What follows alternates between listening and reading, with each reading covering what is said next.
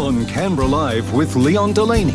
Money Matters with Luke Smith from Envision Financial Services. At around about 22 minutes to 5, Luke Smith, good afternoon. Good afternoon, how are we? Oh, look, we're really, really well. It's a Friday afternoon. It is. I like Fridays. I look too. forward to the weekends. Everything's good in the world, and we're going to is. talk about tax time once again. But before we do that, you've got a serious point to raise about a situation where you're trying to do your best to help a client. Correct. But you're running into bureaucratic difficulties. Yes, very much so. So unfortunately, a 20-year client of mine passed in the last couple of weeks in Canberra Hospital, and after fighting for 8 weeks to come out of the coma-like state that he was in, they were unfortunately had to make that horrible decision to turn him off, to end his life, which is absolutely tragic. And I'm just appealing to anybody that works at Canberra Hospital that can contact my office and assist a grieving widow with the paperwork that's required to keep things moving in her life, because she had to go down there and make that horrible decision and has been giving nothing paperwork-wise after asking and providing numerous documents that were required for financial reasons. She's had nothing back, and I'm reaching out to any of our listeners that if you work at Canberra Hospital, your partner's at Canberra Hospital, you're in management at Canberra Hospital, you're the janitor at Canberra Hospital, I don't care what you do at Canberra Hospital, if anyone can contact my office on 6260-4749, leave your name and number, and I will get back to you, and just appeal to anyone we can get in touch with to help this poor woman try and get on with what's left of the remainder of her life after a horrible experience. So basically what you need is to get the appropriate documentation that can then be forwarded to the life insurance people and all of that sort of thing. Correct. Yeah. And she doesn't want to go back in there after what she's just had to go through, unfortunately. And it's not that anything's happened at Canberra Hospital. It's just that she does not want to walk back in the building after what she's had to go through. Yeah. And we've tried a few different avenues to get what we need, and this is literally our last chance to try and appeal to somebody in the community to help us. If you can contact my office, leave your name and number, and assist her in getting what she needs, I would be eternally grateful. Okay, so if you can help out, get in touch with the office at Envision Financial, and hopefully we can provide a little bit of peace of mind after what's been an extremely difficult period of time. Yeah. Now, as we approach the end of the month, let me quickly check the calendar. It's Friday the 13th, which means there's only 17 days to go until the end of the financial year. Yep. And as you have pointed out repeatedly, this year, the 30th of June, falls, was it on the Monday? Yep. So that means if you need to do stuff before the end of the financial year, you might need to do it like a week beforehand or more, just to make sure that everything clears in order to make sure your affairs are in the condition that you want them to be in. Yep. Now, today's topic, though, is about maximising your tax deductions, because obviously, if you want to spend money on something and then claim it as a tax deduction, you need to do it before the 30th of June. Correct. Because if you do it after the 30th of June, you cannot apply for that deduction in this financial year. It has to be next financial year. Exactly right. And again, it's really get to your trusted advisor, whether it's your financial planner, your accountant, your bookkeeper, whoever's helping you. Get as much information as you can now so that you can avoid, I wish someone had told me. I wish someone had explained that. If I'd known I could have done that, I would have done it. And that's really what we're going to touch on today, because we've banged on recently about deductions to super, which, that goes without saying. We've talked about pensions to fund those deductions and using transition to retirement legislation. But we also then want to think about, let's get our prepaying hat on. So what deductible interest costs could we prepay now for the next 12 months? So you might do that with a margin loan where you prepay the interest and claim the next 12 months of interest in this financial year. That's a great idea. You could prepay potentially the interest on a home loan. That'd be great because you're bringing forward that deduction to the end of this month where you can claim it in this tax return, not the next one. Another great one to think about is if you have income protection. So if you have income protection securing your salary, the premium associated with income protection is tax deductible. So if you were to contact the insurance company that provides the policy and you are the owner of that policy, you could prepay the premium for the next 12 months and claim that next month in July, again, with the aim of lowering your taxable income. For the self-employed people out there, remember that we have the $20,000 instant asset write-off. So that's where you can go and buy something up to the value of $20,000 and claim 100% of that as a deduction in this financial year as well. So it's really just about keeping people thinking, not just about the super side of things, but other ways that they could make the most of their cash flow and claim those deductions so that you can manage the outgoings when you lodge your tax return. There's a couple of simple examples too, isn't there? For example, if you're running a business and you have a bill that's due in July, totally, you can pay it in June and claim it this year. Beautiful. Rather than waiting till it's due and then having to wait another 11 months to actually claim it. And this is where good accountants are proactive and they're on the front foot and they're coming to you with these sorts of strategies, especially for the self-employed people, because there's a myriad of things that go on, and that's where getting advice is of value. This is where people need to be proactive, not reactive. And if you've got that type of accountant and they're not raising things with you, get on the phone, chase them down, ask them for the information. You shouldn't have to, but again, they're probably busy getting ready for 30 June. You're busy trying to get ready for 30 June, and two busy people generally don't get a lot of communication together. So if you're not sure, ask. 95% of advice providers would be able to find the time to bring you up to speed with whether you can or can't do something. I would much rather pester my accountant and say, hey, can I do this and this and this and this? And they go, no, yes, no, than find out later that I've left good money on the table that could have helped me from a tax perspective in the next 3 to 4 weeks. Here's another one. If you've got a business vehicle lease, pay the lease in advance. Yeah, possibly. Possibly? I don't know. I'm not an accountant, so okay. I'm going to leave that one alone.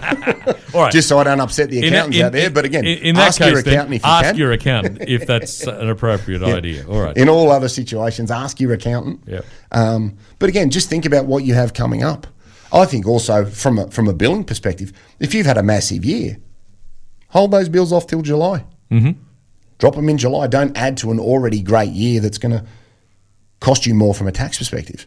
But if we can try and manage accounts and then also manage deductions and expenses and how you work your cash flow, I think you want to try and get yourself in the best position possible, because as any self-employed person knows, you work really, really hard and you take all of the risk and you carry all of the burden and you do everything you can. You need to be able to catch a few of these breaks and make the most of the opportunities that are available. And, the income protection, the prepayment of interest, the prepayment of certain things is one that can sort of slip through to the keeper if you're not aware that you can do it. But again, speak to your banker, see what you can do about trying to lower your taxable income. So that you've got as much of that money as possible working for the right areas. And that includes maximising your deductions to $30,000, using a transition to retirement pension to fund that deduction. Pull money out of a spouse's name and put it back into your super if you need to. Take money out of an offset account. If you don't have money in the bank, look at your offset account. If you can take $10,000 out of an offset account at 6%, put it into superannuation and save 25%, I'd say that's good maths. And then you can get a refund and put the money back in your offset account. So again, think outside the box in relation to where you could draw money from. Not just, okay, I have X in the bank. You may have access to redraw facilities, to offset accounts, to business loans, to lines of credit. Use those things to your advantage. But you need to be thinking about it. And I say we've been banging on about this for a couple of weeks to give people as much time as possible. Well, that's right. A lot of the things that we've already covered in recent weeks are related specifically to your to your superannuation and the tax deductible contributions that you can make to the super. It's probably worth just recapping a couple of those. If you've got a little bit of extra money that you've got lying around not doing anything in particular, as long as it's within the limits that apply, you can whack it in your super and get a tax deduction for it. Exactly right. So we know that $30,000 is the limit that you can put into super and claim a deduction. And to recap, that includes what comes from work and what comes from you. And that's from all employers. Yeah. It's not 30,000 per job, it's 30,000 for the whole shooting match. Yeah. You also can look back and say, well, is there any room in the last 5 years that I could use where my super is less than $500,000 at 30 June 2024? You could put in a large contribution and get a very big deduction where you may have had $10,000 of space in the last 5 years. You could put $50,000 into super and claim 100% of that as a tax deduction. Now, what have you got to be able to do that? You need a super balance of under $500,000 at 30 June 2024, and you can look back as far as 2020 at the moment. So 2 ways to get that information. Call your fund and say, can I get my concessional contributions for the following years, please? They will give it to you over the phone. Or the alternative, which I don't trust all the time, you can log into MyGov, and if your super's linked in MyGov, you'll have your cap space on there as well. Now, I say I don't trust it. The reporting from some super funds can be delayed. So I would get that as your starting point if you have it, and then go to your fund and confirm the numbers. And then look at trying to make the most of that legislation, because it's a very, very powerful way to get 19, 20, 25% deduction, which you'll then be able to lodge in your tax return at the start of July for a very, very good tax outcome. So think about that leading into the end of the month. Luke Smith from Envision Financial is with me in the studio today, giving me some good advice on how to maximise my tax deductions as the end of the financial year is looming. What are the key things to remember? So get some advice, get on the phone, call your trusted advisor. They will be able to make sure you understand what you can and can't do, especially from an accounting perspective. This is where your accountant really adds value to your situation, more so than just tallying up the numbers in July. Check and see if you do have any cap space with your fund. We said before the ad break, give them a call, check MyGov and see if there's any room. And if you can, get money into it. Some different ways to fund those contributions. You could use an offset account of an investment property. You could use an offset account of home. You could use a line of credit. You could go anywhere where you can get hold of the money to put it into superannuation. And remember that if you are putting money in, you need to lodge a notice of intent, which we've discussed in previous shows, to tell the fund that you want them to remit the tax on your contribution. If you're very close to the $2 million limit in relation to super, whilst this isn't a deduction, again, keep in mind that if you have less than $2 million in super at 30 June, you could make a $120,000 contribution, which is not deductible, but again, it's one that we're thinking about 30 June. So keep that in mind. If you're looking to try and lower the tax component of your superannuation to manage the tax for your estate, get $120,000 out and back in before June. Provided you're eligible to put the money back in, then you might do $360,000 on the 1st of July. That's a great way to implement a recontribution strategy to lessen the tax from an estate perspective.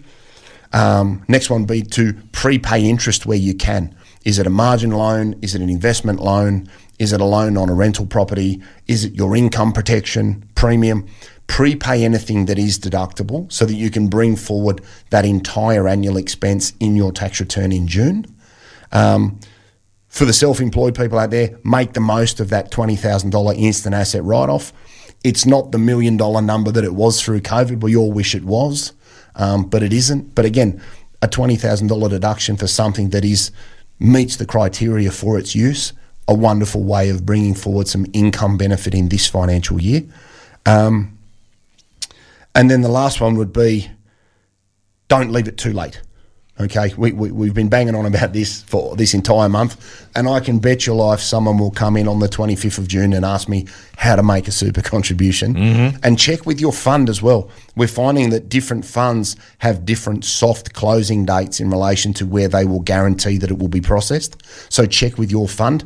Don't assume that the doors are open until the 28th. Or the 27th or the 26th.